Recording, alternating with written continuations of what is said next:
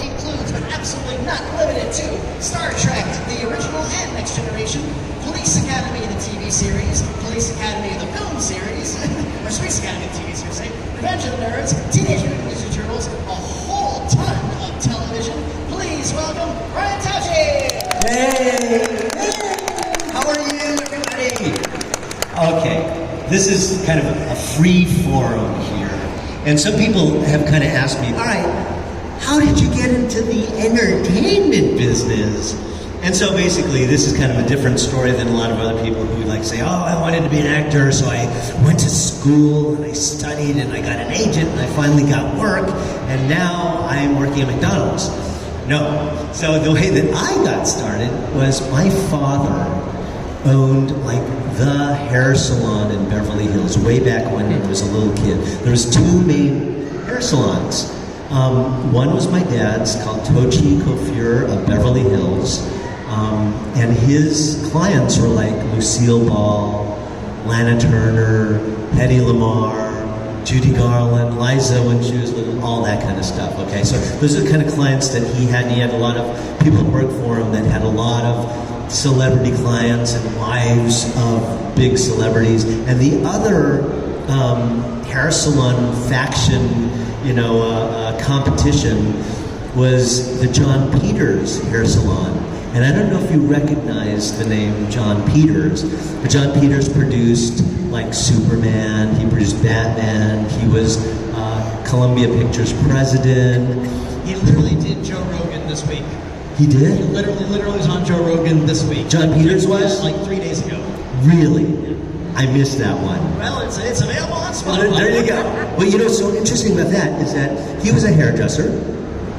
And he had a client named Barbara Streisand.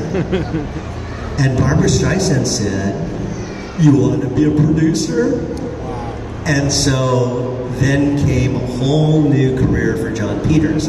Anyway, getting back to when I was a little kid, I was one of those little bratty kids who was running around the place whenever. And it just so happened that one of the top kid agents was my dad's client. And she says, who's that brat running around? No, who's that guy running around? I have to say this, when you're not in the entertainment business and you're a child who's precocious and basically a brat, you're a brat. When you're in the entertainment business, you have personality. So, anyway, I said, I would love to do that. My dad came home and said, do you think Brian would be interested in doing, this acting thing, maybe some commercials, maybe some whatever? She says, no, there's people in Hollywood who are just horrible.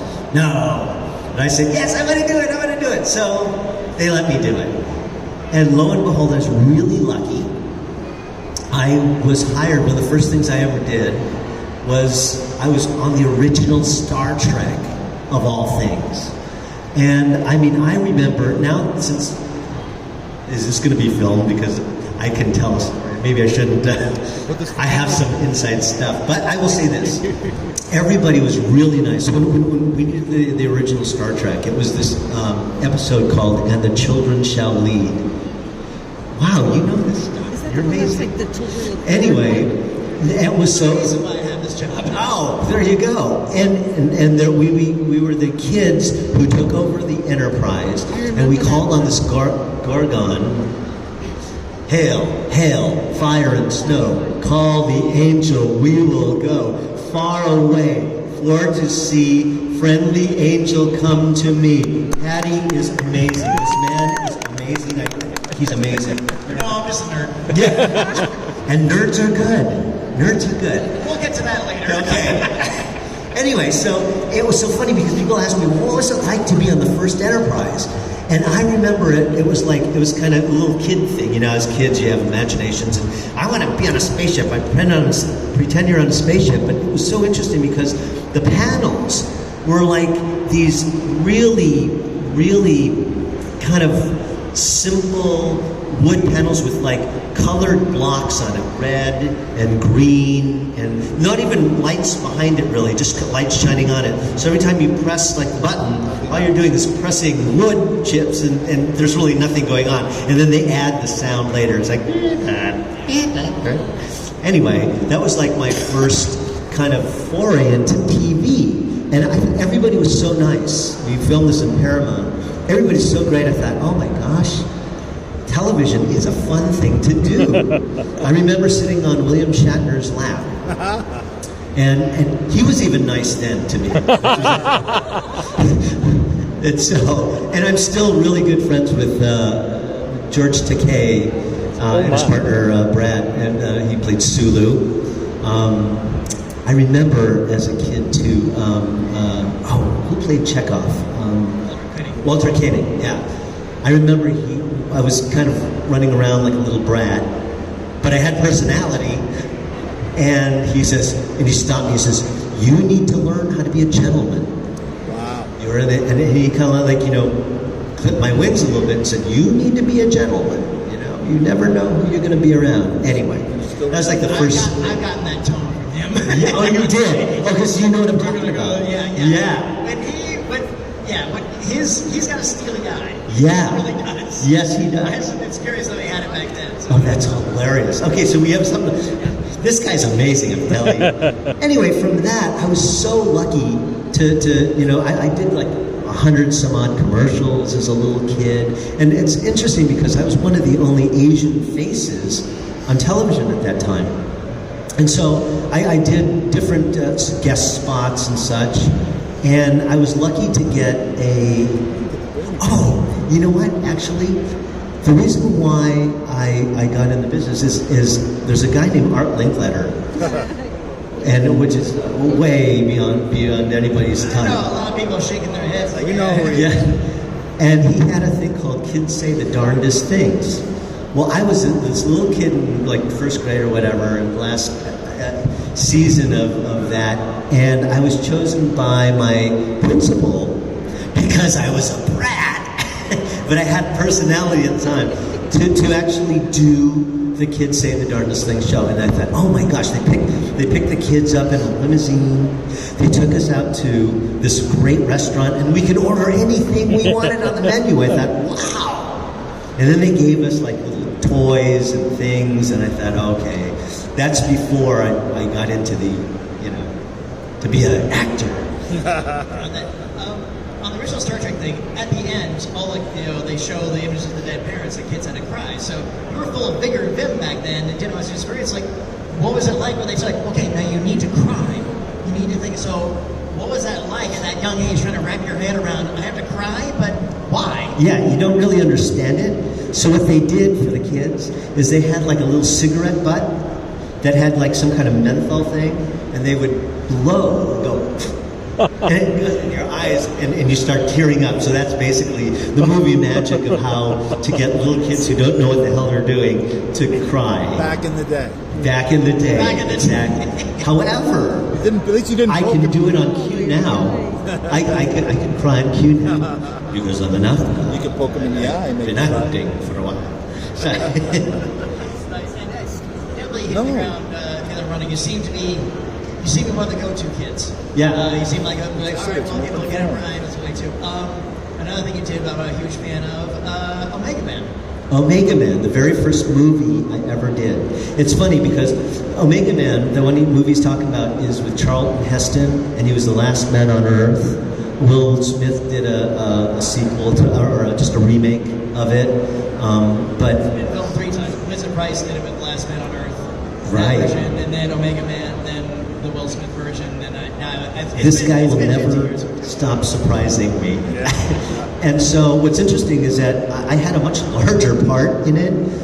So there was this me and this other girl, her name was Jill Giraldi, and we had a lot to do in it. They kept her in, but they cut most of my stuff out. However, what was interesting about that, being my first movie, I was living in Southern California in a place called Orange County, which is kind of south of Los Angeles, and we were filming at Warner Brothers.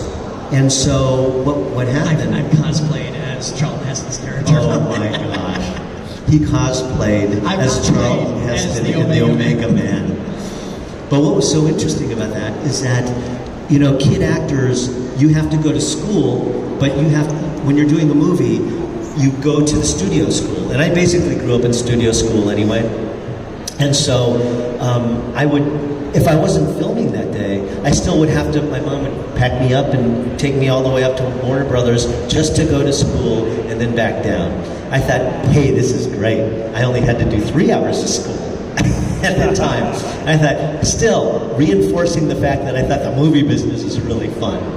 And so it came out, it was a big thing because Charlton Heston was such a big star, and he was really nice, and spent time with him. It couldn't have been nicer.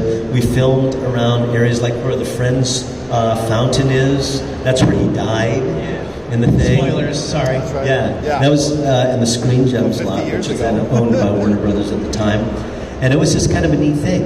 And I was it was so funny, speaking of Charlton Heston, my first TV series was a thing called, anybody remember Yul Brynner? Okay. Yul Brynner, Oh my God. he was bald before before it was fashionable. And he was like a second dad to me. I had 2 actor friends that were like second dads.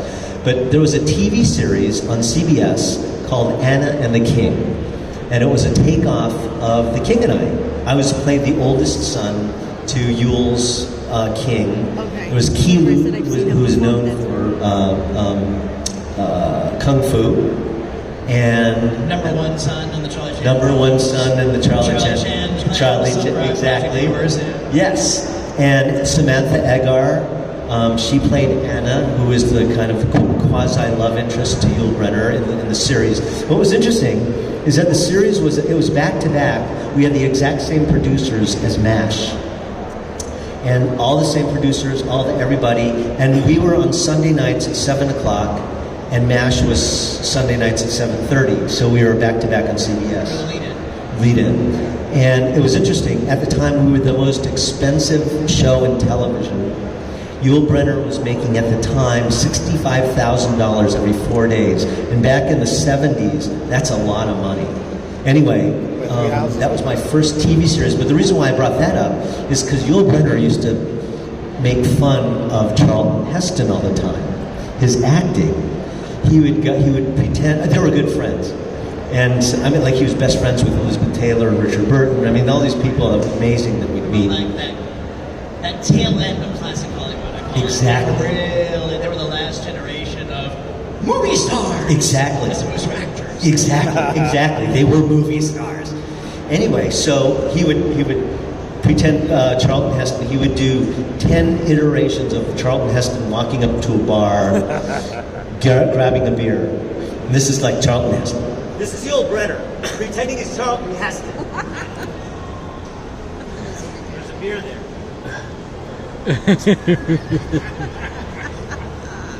Chuck, he's filming, right? Chuck, cut. No, Chuck, no. It's a little big. Let's bring it down. Bringing the thing up too fast, just kind of. Second time. Taking direction. No, Chuck, cut, Chuck.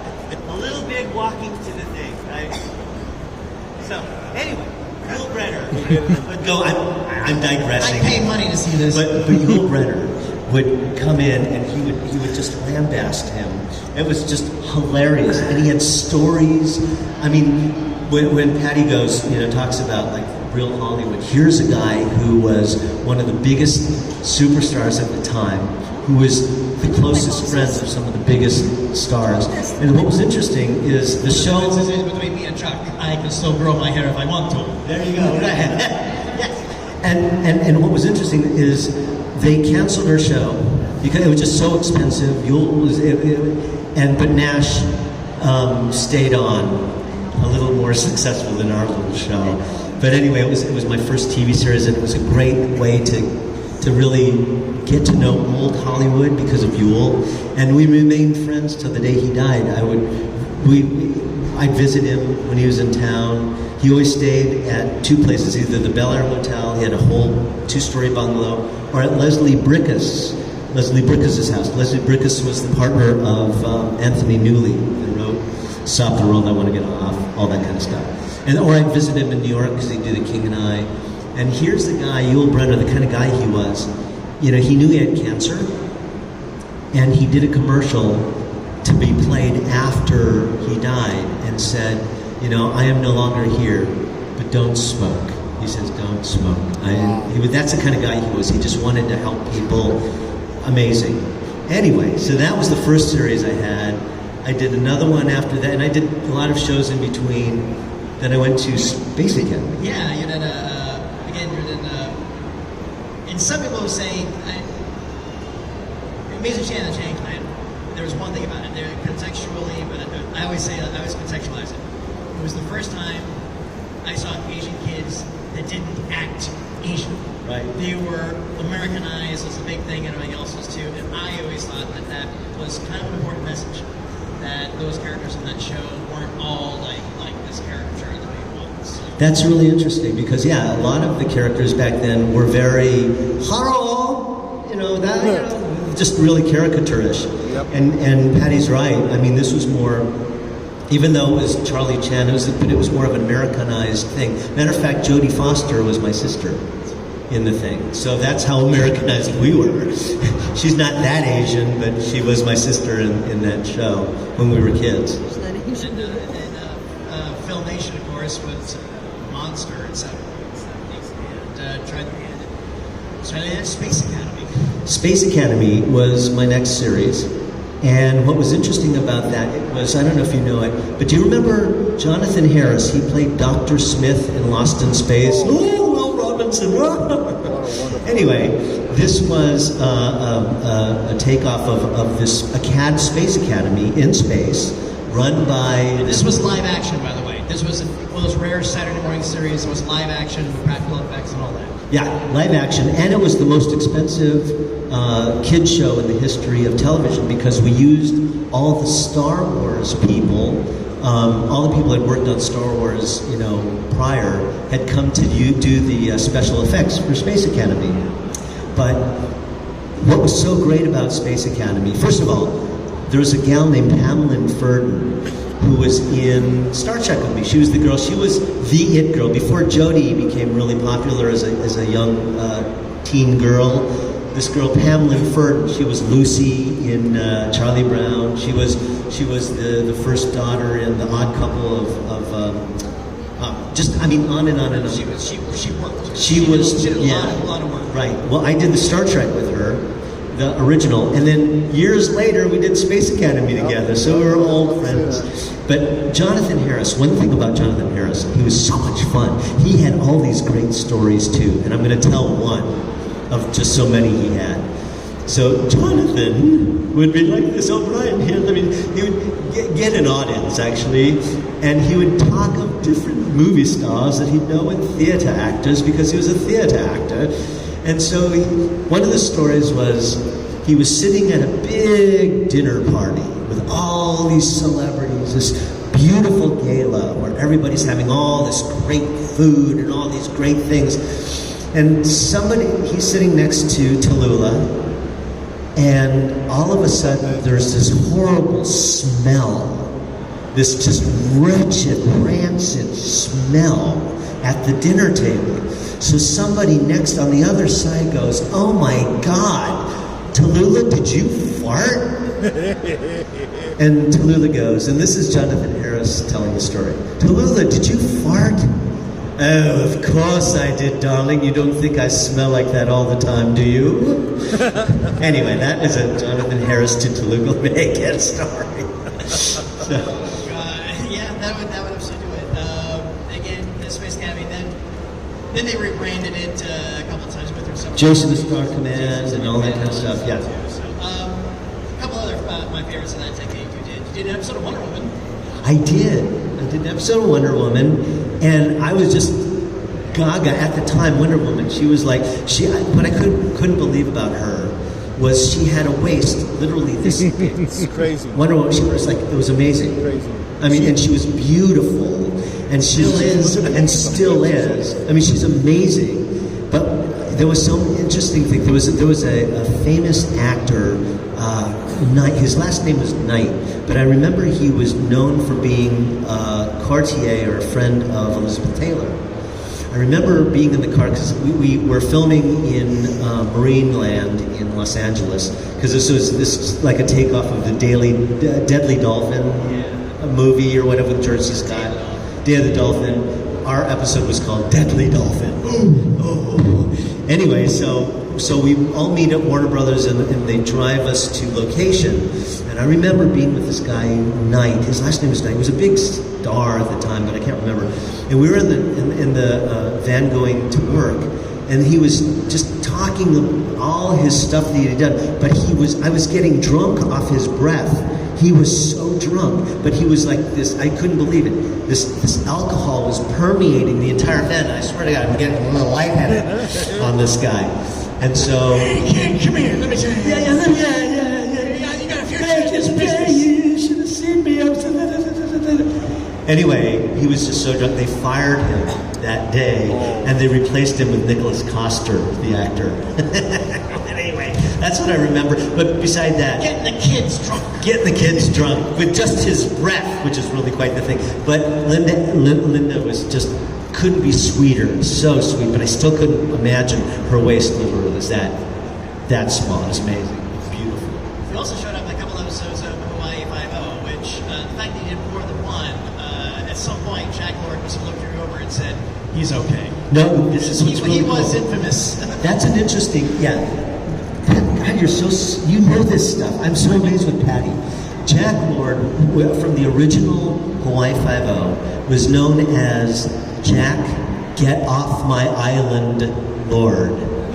He was not a big fan of a lot of people. He was very difficult to please. And he was not really thrilled with Hawaiian actors, per se. And so there was this one episode where I was the guest star. It was a guest star episode. And they hired me to do this thing. And what happened was I was this guy who was in prison who Jack Lord helps escape. And then I joined this gang, I'm part of this gang, and I actually am working undercover to take them down. So what happens is I go to Hawaii, and Jack insists on meeting, okay, who's the next guest star on this week's episode kind of thing. So I knew my lines, and I had a lot of lines and all this kind of stuff, and evidently I don't know if a lot of Hawaiian actors don't remember their lines, but anyway, so... Like I said, the man was infamous. Yes. I loved him, but short version is that I always tell everybody things that people accuse William Shatner of are not true. Everything bad you've heard about Jack Lord probably was. But, so this is the thing. They say you have to come to Jack Lord's dressing room, right? And so you come, you sit in this place, and you wait until he comes out because he's doing makeup. And basically, people don't realize they were doing his hair, teasing it all up. He had a girdle, he was wearing lifts and everything. He didn't wear a wig, but he had a comb over it. He had a comb, and then they teased. There was one episode where they had a crane shot, and they snuck it in, but it wasn't looking great. You could see his skull yarmulke, bald spot. Yeah. And so I go in, and Jack Lord comes out, and the assistant director and some other assistants were there, just making sure that I didn't attack him or whatever. And so he sits down and he says, "Okay, let's go through some of the stuff we have to shoot today." So I said, "Okay." So I'm going. I said, "But before we do this, I have some notes." And the assistant director and the other people are going, "He's going to get fired today." And I just got there. So what happened is I said, "Jack, look, if we do this, and I change this," because I sometimes change the scripts and things. I didn't know Jack Lord had a reputation like that. And I said, "Jack, why don't we do this?" He says, "Well, let's read it through and let's see how you do it." So I did it. I knew all my lines. I didn't need my script. And he's reading back and he says, "Oh, okay. So now what were you thinking of doing?" So I did this, and we were going through all the different scenes, and he kind of took a liking to me. And so, and the assistants, the assistant director, all these people are going, yeah. You can't talk to Mr. Lord like that. We can't talk to Lord so Lord. You're right. Right. But what was so interesting is in the script episode, I was supposed to have a mustache, and I was young, and me with a mustache then looked really kind of stupid. So I said, Jack, I think maybe we should not do the mustache thing. I said, I know they were fitting me with a mustache. I don't look good. Let's do some kind of other thing.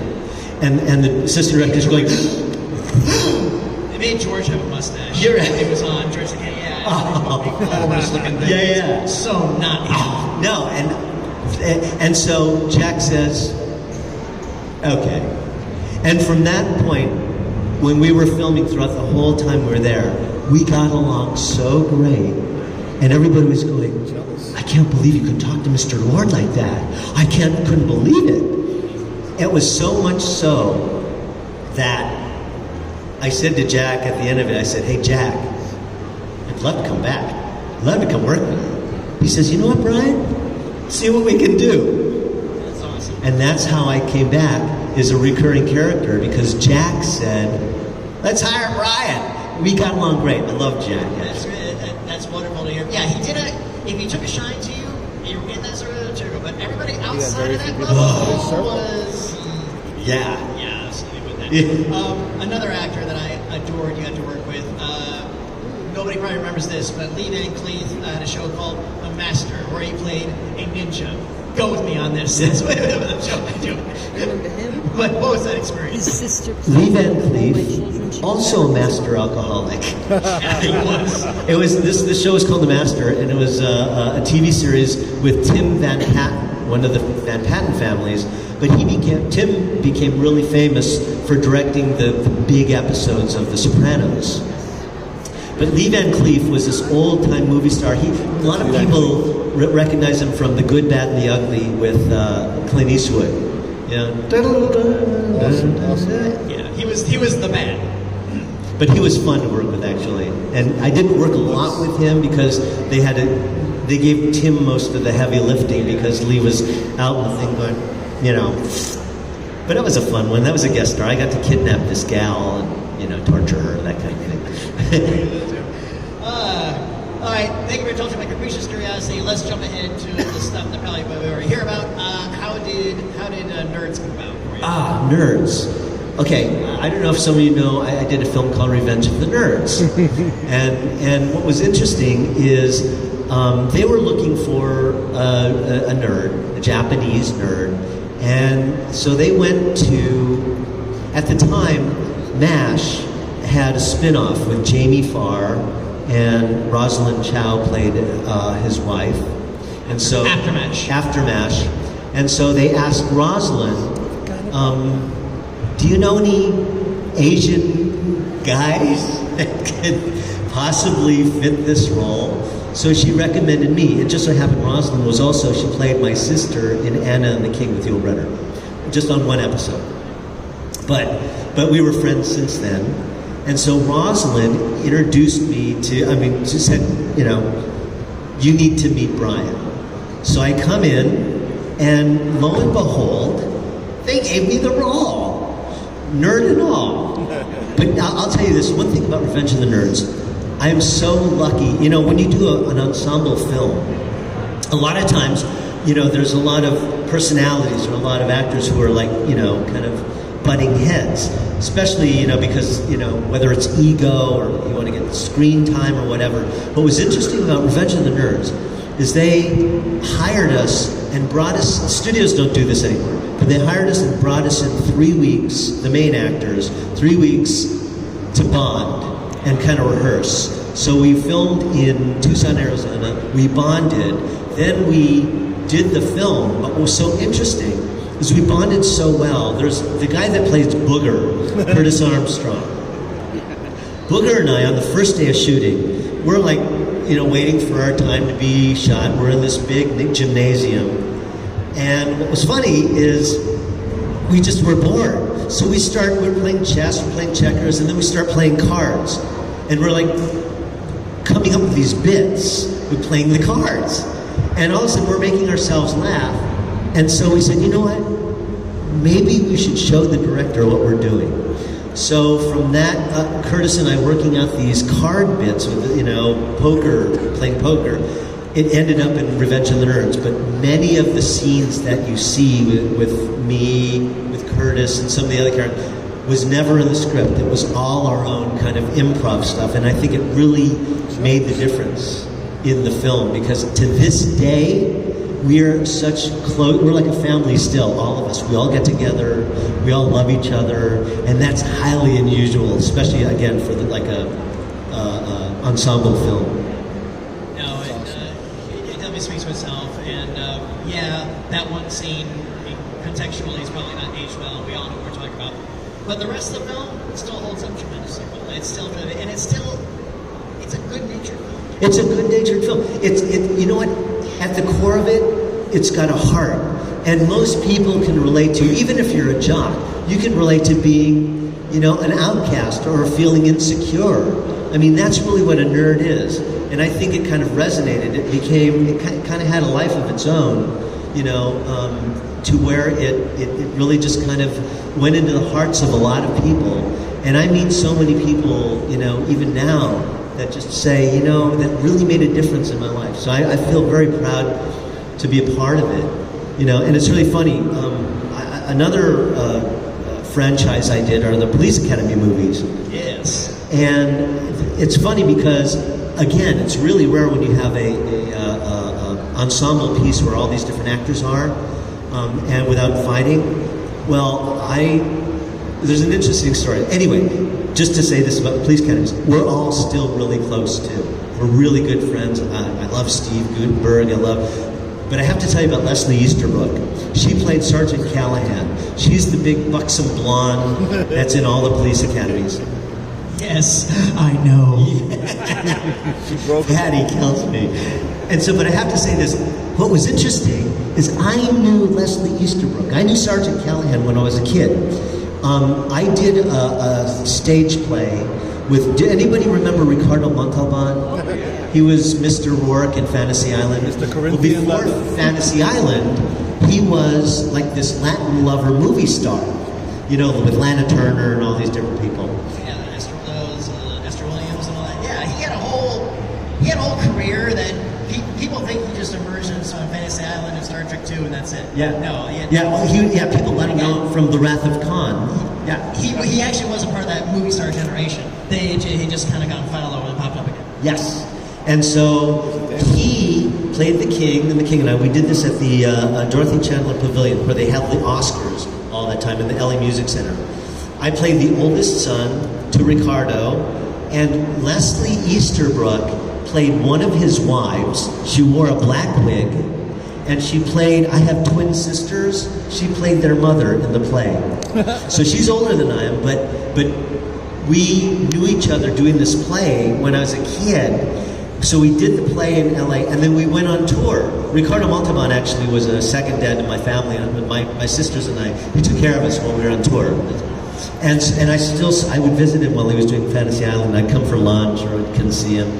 Anyway, so Leslie Easterbrook, I knew as a little kid, and decades later, she became really famous from the Police Academy movies. And lo and behold, there was an audition to be her lover. The first one, she had a different lover. But then they were going to give her another lover. And I heard about it. And so I said to my agent, I don't care what you do, but I need to go in on that audition. I don't care, you got to get me in. And the thing is the role, it called for an Indian named Ramu, an East Indian guy. And so I practiced my Indian accent. I would come in and try to do that whole thing. And I'm trying to, right? So my agent got me in to the audition. And I come in and I do it. Your agent's good. Yes, so very good. And they're going, what the hell are you doing? What? Well, it says Indian. You want an Indian? I'm trying to play an Indian because I like the role. And they said, well, that's kind of silly. Let's try something else. So I kind of went into like the old wheelhouse, and I did the old Asian and that kind of thing. And they seemed to have liked it. And so, lo and behold, after all the people that they auditioned, they hired me. I couldn't be more excited because I was then Leslie Easterbrook's lover. So going back from as a kid to now I get to be her lover. And it was interesting because I had a choice. Because Revenge of the Nerds was also a franchise. And they were going to do Revenge of the Nerds too. But I had to make a decision. They said, well, you can only do this or that because they thought it was going to overlap. So I said, forget it. Screw nerds. I'm going to do Police Academy with Leslie. Anyway, so I did that, and it was one of the best experiences of my life as well. And I still love the nerds, so I did the third and fourth one after that. So yeah. Yeah. And another franchise, of course, Ninja Turtles. Ninja Turtles. Did anybody hear? One really good movie and a sequel, and we'll leave it at that. And a third one that tried to be like the first one. That's right. The best way I can describe it. Well, this is the thing, is, okay, there was this thing called the Teenage Mutant Ninja Turtles, right? And they had hired a guy to be Leonardo. And for those of you who don't know, I'm the leader of the Turtles, Leonardo, in the first 3 original films. Anyway, so, oh, thank you. God bless you. Anyway, so what was interesting is they had hired this guy to be Leonardo. And they fired him. And then they hired another guy to be Leonardo. And they fired him. It was, and so thank goodness I finished another project, and they came to my agent. They said, "Do you think Brian might be kind of interested in doing this thing called the Teenage Mutant Ninja Turtle movie?" So they told me that, and I said, "What the hell's a Teenage Mutant Ninja Turtle movie?" He said, "Well, there are these turtles who get this ooze, and they become these karate, choppy, kind of kick-ass kind of turtles." And it was a comic book before, and then it started as a TV cartoon, animated series. And that took off tremendously. It was an underground comic. That's all we had. Exactly. It was completely underground. It wasn't Marvel or DC. It was a little, almost Xerox. The little thing was passed around. And yeah, the animated series had skyrocketed, and yeah, so everybody was really excited and a little bit trepidatious for that first Ninja Turtle film, and it blew everybody away. It really did. Well, this is what's so interesting about that, is that there was a little company who was known for the Bruce Lee movies called Golden Harvest, and they were shopping around the idea of the Teenage Mutant Ninja Turtle movies. They went to every single studio, and every single studio said, "Get out of here! That sucks! That's a suck idea!" Anyway, so they finally landed on this kind of independent film company. It was a small company, and all they had, was like the Friday the 13th franchise in the beginning. So that was like not really, it was just starting. So they went to them, and they said, would you gamble with us? So New Line Cinema said, you know what? We kind of get it. Yeah, let's do it. So we did this thing. I did this thing not knowing what a Teenage Mutant Ninja Turtle was, but it sounded kind of cool. Well, lo and behold, doing the film, it debuts, and it debuts as the highest grossing weekend of any independent film in the history of film. So that was not a bad weekend, but the first film ended up the highest grossing independent film of all time up to that moment.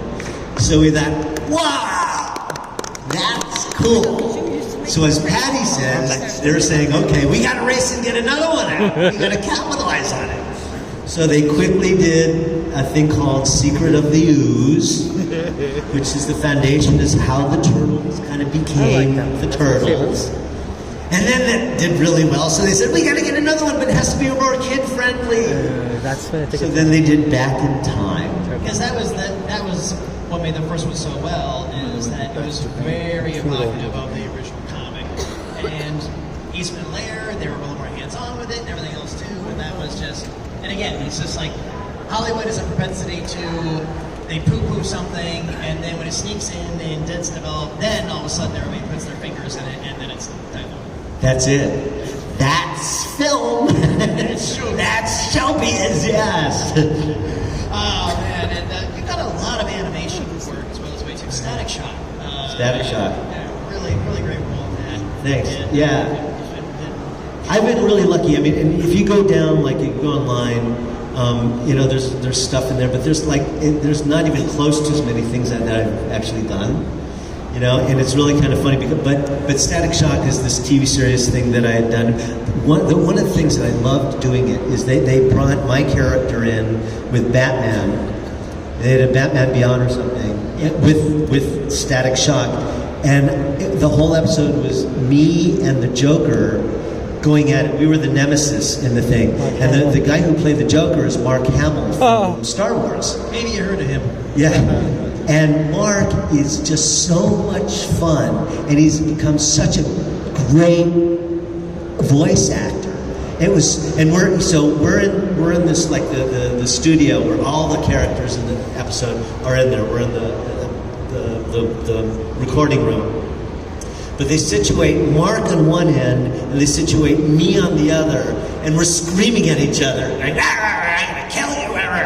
Anyway, that was so fun just to remember that. I was also a fan of the Mortal Kombat series you did. Mortal Kombat. That was a pretty good. It was that in there that weird bubble of time where it was like in the 90s. It's like that were a great cast. It was a great cast. I played Liu Kang, who was that Mortal Kombat is this kind of Asian. The main guy. Main guy. But there was a great cast. He says Clancy Brown, Ron Perlman, Luke Perry, Olivia Dabo. We were all in the cast, and that was kind of a fun little deal. So it was kind of cool hanging out with these guys, and I run into a couple of them every once in a while. Yeah. Absolutely great stuff, man. Lucky stuff. I've been so lucky to do what I've done. If you have a chance, I highly recommend it because it's so much fun. And basically, knock on wood, I've just been blessed to be able to do what I do, and I get to meet people. You've been blessed, you've been lucky, but don't sell yourself short. And for everything you've done, man, I thank you for your talents, I thank you for the professionalism, and I thank you for all the performances you brought in all these roles all these years, man. It's you do good work. Thank you. That's really kind. Thank you, Daddy. Thank you so much. Appreciate that. We started a little bit. We got one or two questions from our audience, and then he'll be right over there and might ask them too. But so he wants to just throw something out. Any questions? All right. And then the one. What you got, boss? Seeing what's happening with the industry right now.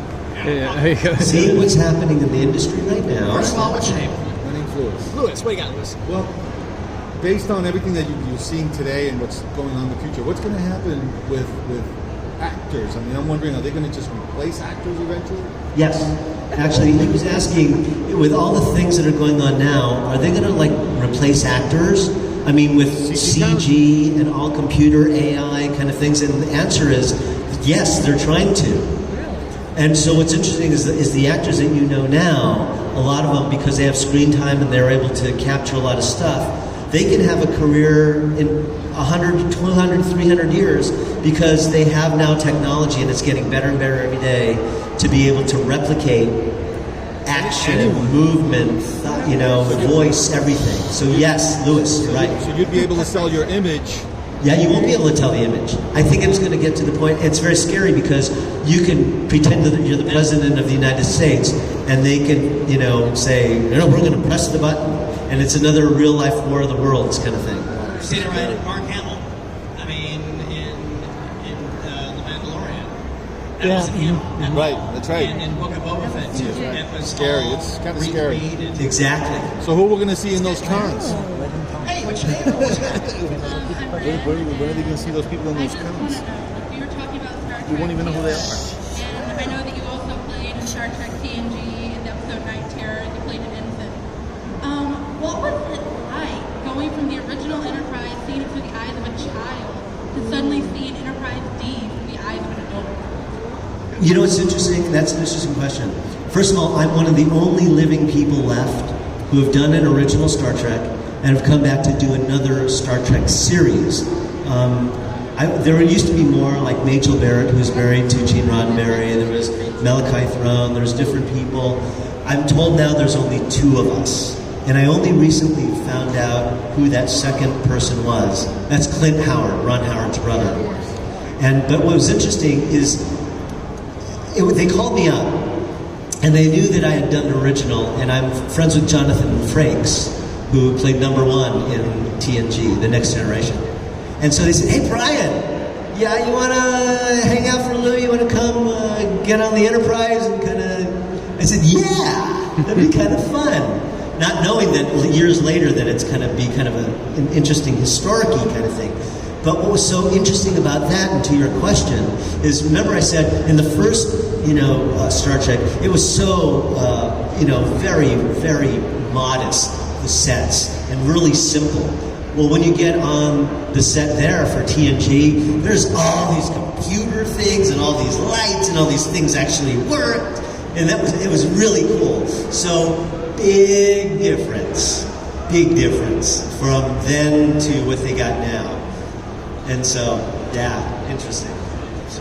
We're just about time. What's on your docket right now, and anything coming up you're allowed to share with us? Yeah, well, it's interesting because I left the industry because I have this big business thing, but I always get called and they ask me to keep doing stuff, and I generally turn everything down. However, just before I came over here, I'm kind of a last minute to come over here, but they kept calling, so I said, okay, so next week when I fly back home on Monday, on Thursday I start on the Urkel Christmas special.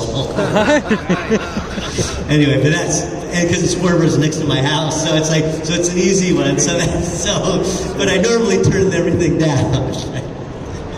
But anyway, thank you so much for hearing me yap. I'm down the end. If you want to ask any questions, just say hello. I'd love to meet you and talk to you. And thank you again for having me over here and not throwing me out. Thank you.